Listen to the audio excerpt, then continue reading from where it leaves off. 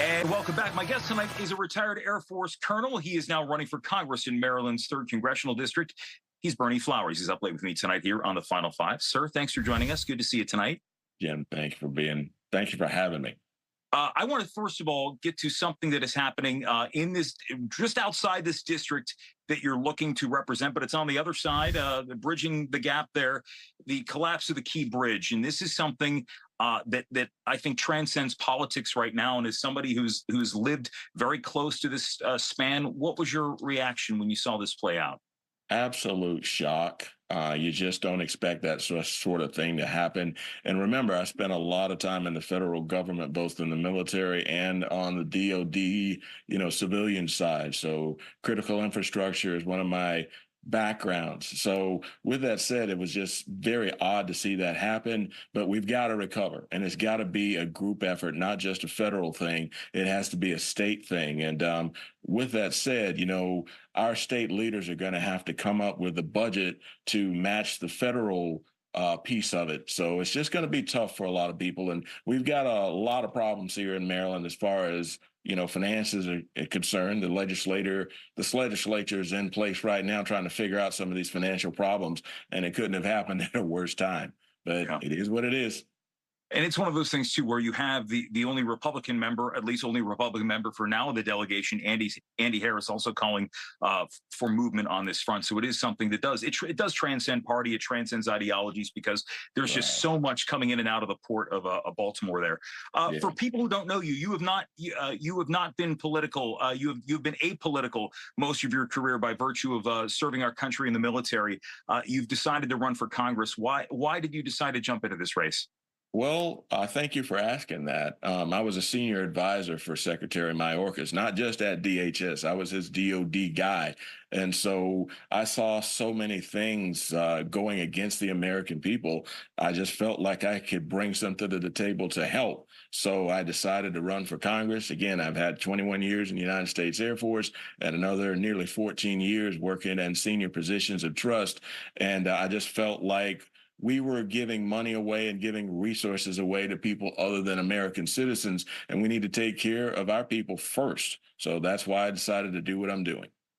You mentioned Secretary Mayorkas, and we learned that those articles of impeachment that the House voted upon will go to the Senate in April, early April. Should he be impeached for what's happened at the border? Is it a Mayorkas problem? Is it a Biden problem? Is it a Democrat problem? Where does it stem from? I think it's a Democrat problem.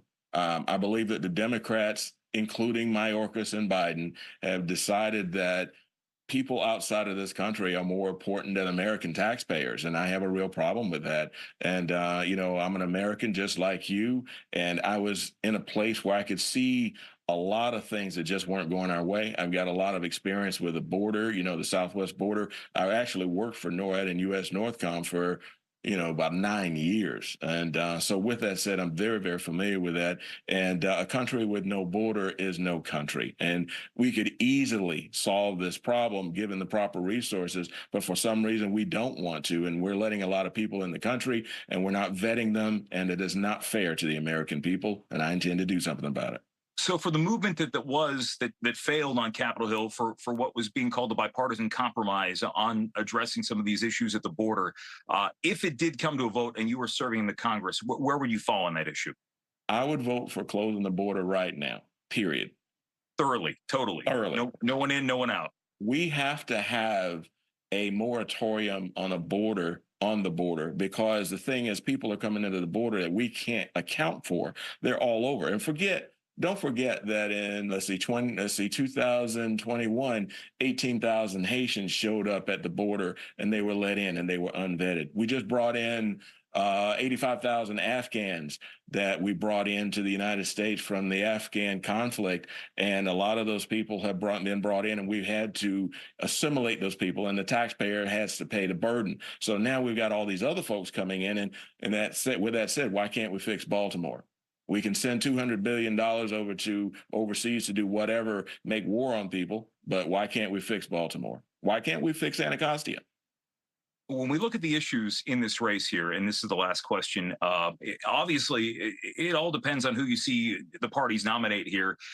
You were running in the Republican primary, but it looks like on the Democratic primary, one of the leading contenders is Harry Dunn, who's running as a Democrat, worked in the Capitol, served for the Capitol Police on January 6th.